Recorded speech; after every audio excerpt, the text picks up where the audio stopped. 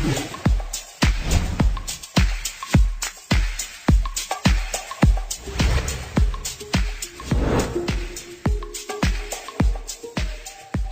Everyone, my name is Rajan Kumar and you are watching Rajan academy of education. आज के इस वीडियो में हम बात करेंगे physical education class 11th chapter 11 training in sports MCQs के बारे में बात करेंगे आज हम। ठीक है, तो रोज़ की तरह इस वीडियो में भी हम करीब 15 से 14 या मतलब 10 से तो ऊपर ही रहते हैं एमसीक्यूज़, तो आज हम इनको पढ़ते हैं। तो चलिए क्वेश्चन नंबर 1 से स्टार्ट करते हैं। Dash has been referred to as a systematic exercise of efforts for a considerable period of time in order to develop the ability to face greater load especially in competitions। क्या बोल रहे हैं इसमें कि dash has been referred to as a systematic exercise।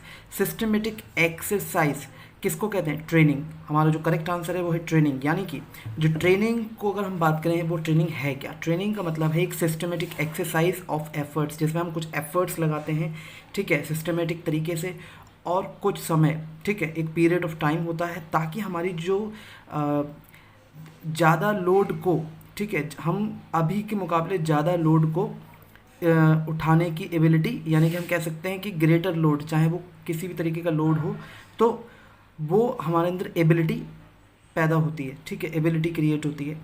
Specially in competitions, जब competitions होते हैं तो उनमें क्या होता है, उनके लिए हम ट्रेनिंग करते हैं, तो वो बहुत ही इंपॉर्टेंट होता है। तो क्वेश्चन हमारा 1, तो मैं हमेशा यही करता हूँ कि आपको जो केवल पढ़ के और ऑप्शन देकर केवल आंसर ना बताऊँ, मैं उसको एक्सप्लेन भी करना स्टार्ट रखता हूँ। ठीक है, तो अगर आपको हमारी वीडियो पसंद आती है तो प्लीज़ लाइक कीजिए, शेयर कीजिए, कॉमेंट कीजिए।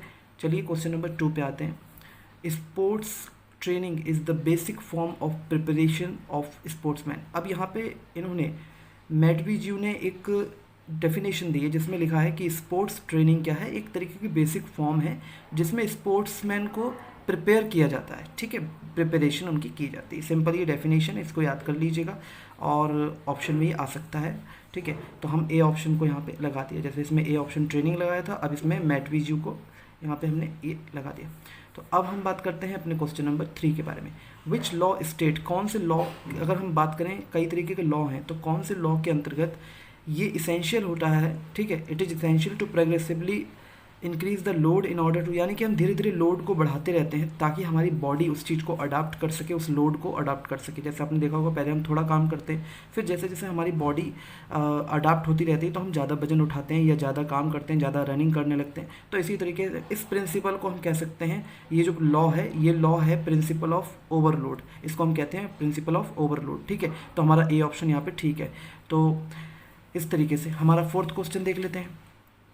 4th क्वेश्चन में बोल रहे हैं कि which law states that while selecting exercise for training, यानी कि एक्सरसाइज फॉर ट्रेनिंग, जब हम कोई भी एक्सरसाइज सेलेक्ट करते हैं ट्रेनिंग में, ट्रेनिंग के लिए, it should be remembered that every training, अब इसमें हमें ये ध्यान रखना चाहिए कि हर ट्रेनिंग, जो भी ट्रेनिंग कर रहा है इंसान, ठीक है, उसकी एज, उसका जेंडर, ठीक है, फिटनेस लेवल, एक्सपीरियंस, हर चीज़ अलग होती है। तो इसीलिए एक्सरसाइज ऐसी सेलेक्ट की जानी चाहिए जिसमें जो ट्रेनिंग की कैरेक्टरिस्टिक और उसकी ज़रूरतों के अकॉर्डिंग हो। ठीक है, तो इस लॉ को, इस प्रिंसिपल को हम कहते हैं प्रिंसिपल ऑफ इंडिविजुअलिटी, यानी कि हर एक के अकॉर्डिंग ट्रेनिंग एक्सरसाइज दी जानी चाहिए, है ना। तो अब हम बात कर लेते हैं अपने क्वेश्चन नंबर 5 के बारे में। According to principle of dash, यानी कि किस प्रिंसिपल के अकॉर्डिंग हम बात करते हैं प्रिंसिपल ऑफ रिवर्सिबिलिटी, यानी कि रिवर्सिबिलिटी प्रिंसिपल के अकॉर्डिंग, प्रिंसिपल ऑफ रिवर्सिबिलिटी के according, as a result of training, जब रिजल्ट मतलब एक तरीके से हम कह सकते हैं कि ट्रेनिंग होती है जो, the degree of adaptation achieve will gradually decrease training is discontinued, यानी कि प्रिंसिपल ऑफ रिवर्सिबिलिटी का यहाँ पे मतलब बोल दिया इन्होंने कि यदि हम ट्रेनिंग नहीं करते हैं, ठीक है, ट्रेनिंग में मतलब एक तरीके से हम कह सकते हैं कि डिसकंटिन्यू अगर होती है ट्रेनिंग, तो क्या होता है, जो भी सीखा गया है वो धीरे धीरे उसमें डिक्रीजमेंट आने लगता है। ठीक है, और जो भी मतलब क्या बोल रहा है, the degree of adaptation achieve will gradually decrease, तो ये चीज़ होती है। अब हम बात कर लेते हैं क्वेश्चन नंबर 6 के बारे में। According to principle of dash, किस प्रिंसिपल की बात कर रहे हैं, ये बात कर रहे हैं प्रिंसिपल ऑफ प्रोग्रेशन, यानी कि according to principle of progression, ठीक, the load in training should be increase slowly. तो जो लोड होता है ट्रेनिंग में उसको धीरे धीरे बढ़ाना चाहिए, that the muscles in the body of the trainee do not experience any problem. अब मान लेते हैं कि हमने एकदम लोड बढ़ा दिया किसी भी चीज़ का, ठीक है, किसी भी जो भी एक्सरसाइज है उसमें एकदम लोड बढ़ा दिया, तो क्या होगा, उससे प्रॉब्लम हो सकती है, कोई इंजरीज हो सकती है, कोई मसल को प्रॉब्लम हो सकती है। तो इसको हम कहते हैं, इस प्रिंसिपल को कहते हैं प्रिंसिपल ऑफ प्रोग्रेशन। अब बात कर लेते हैं हम क्वेश्चन नंबर 7। तो हमने 6 में देख लिया कि प्रिंसिपल ऑफ प्रोग्रेशन क्या होता है, ठीक। अब हम बात करते हैं क्वेश्चन नंबर 7। क्वेश्चन नंबर 7 में बोल रहा है कि डैश, हाँ, तो क्वेश्चन नंबर 7 में बोल रहा है कि डैश इफ़, यानी कि कौन से प्रिंसिपल के according, if training is speeded up, अगर ट्रेनिंग को बढ़ाया जाए, स्पीड अप किया जाए या उसको धीरे किया जाए, ठीक है, the physical fitness of an individual and his adaptation to load will go down. यानी कि अगर उसको ज़्यादा तेज़ किया जाए, किसी भी ट्रेनिंग को बहुत ज़्यादा तेज़ किया जाए या बहुत स्लो कर दिया जाए, तो एक तरीके से हम कह सकते हैं कि वो धीरे हो जाएगी, उसका जो अडेप्टेशन है लोड को, एक तरीके से हम कह सकते हैं अडाप्ट करने का जो है, ठीक है, अडाप्टेशन टू लोड वो है वो कम हो जाएगा, यानी कि जो अडाप्ट करने की कैपेसिटी है, ठीक है, वो कम हो जाएगी। एक तरीके से हम ये कह सकते हैं प्रिंसिपल ऑफ कंटिन्यूटी इसको कहते हैं, ठीक है।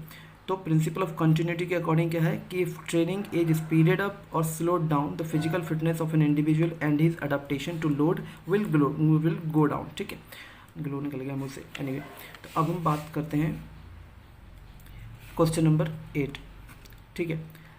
क्वेश्चन नंबर 8 में बोल रहा है कि according to dash athletes need sufficient time to recover during training and competitions, यानी कि अकॉर्डिंग टू व्हाट, किस चीज़ के अकॉर्डिंग, किसके अकॉर्डिंग, किस प्रिंसिपल के अकॉर्डिंग एथलीट्स जो हैं उनको सफिशिएंट टाइम चाहिए होता है ताकि वो रिकवर हो सके ट्रेनिंग और कॉम्पिटिशन्स के दौरान। तो उस प्रिंसिपल को हम कहते हैं प्रिंसिपल ऑफ रिकवरी, ठीक है। इसमें जो भी मुझे MCQs मिले हैं उसमें ज़्यादातर ये प्रिंसिपल्स ही दिए गए हैं, ठीक है। तो मैंने उसी तरीके से प्रिपेयर किए, तो आप बिल्कुल परेशान ना हो, इनको ही आपको रिवाइज़ करना है अच्छे से, ठीक है। अब बात कर लेते हैं question number 9। Dash states that all the training activities must be properly proportion in order to achieve the desired goal, यानी कि सारी एक्टिविटीज़ अकॉर्डिंग टू टाइम होनी चाहिए ताकि कोई भी जो भी हमारा डिज़ायर्ड गोल है वो अचीव हो सके। तो उसको हम कहते हैं प्रिंसिपल ऑफ बैलेंस। अब इसमें प्रिंसिपल ऑफ बैलेंस क्यों कहते हैं कि देखिए डाइट, ठीक है, डाइट सही समय पे होनी चाहिए, हर चीज़ जो भी चीज़ें हैं वो सही समय पे होनी चाहिए, ठीक है। जो मतलब जितनी भी ट्रेनिंग एक्टिविटीज़ हैं, चाहे वो खाने पीने से रिलेटेड ट्रेनिंग हो, चाहे कोई भी ट्रेनिंग हो, ठीक है, तो हर चीज़ का एक समय प्रॉपर होना चाहिए, proper proportion in order to achieve the desired goal.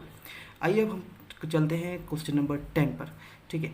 Dash principle states that learning and performing one activity affects the performance of related skills and activities, यानी कि डैश प्रिंसिपल, कौन सा principle, transfer of training principle है एक, ठीक है। तो इसके अकॉर्डिंग क्या है, the transfer of training principle states that learning and performing one activity affects the performance of related skills and activities, यानी कि कोई भी जो चीज़ हम सीख रहे हैं, ठीक है, कोई भी लर्निंग और परफॉर्मिंग है, कोई भी हम एक्टिविटी परफॉर्म कर रहे हैं, तो वो अफेक्ट करती है किसी भी मतलब जो भी रिलेटेड स्किल है या एक्टिविटी है उसको काफ़ी हद तक अफेक्ट करती है, ठीक है।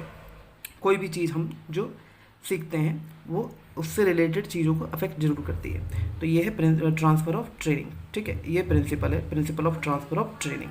अब हम बात कर लेते हैं प्रिंसिपल ऑफ डैश, क्या है प्रिंसिपल ऑफ वैरायटी, यानी कि प्रिंसिपल ऑफ वैरायटी के अंतर्गत states that it is important to include a variety of activities in training programs and mix things by breaking the same routine, यानी कि अब इसमें बोल रहा है कि सेम रूटीन हर दिन सेम रूटीन होगा तो फिर बोर्ड मतलब एक तरीके से हम कह सकते हैं बोर हो जाएंगे, ठीक है। तो इसमें क्या है, समय समय पे चीज़ें चेंज होनी चाहिए, ठीक है, समय समय पे वैरायटी ऑफ थिंग्स होनी चाहिए और मगर ट्रेनिंग प्रभावित नहीं होनी चाहिए उससे, ठीक है, ये चीज़ हमें ध्यान रखनी है, ट्रेनिंग प्रभावित नहीं होनी चाहिए, ठीक।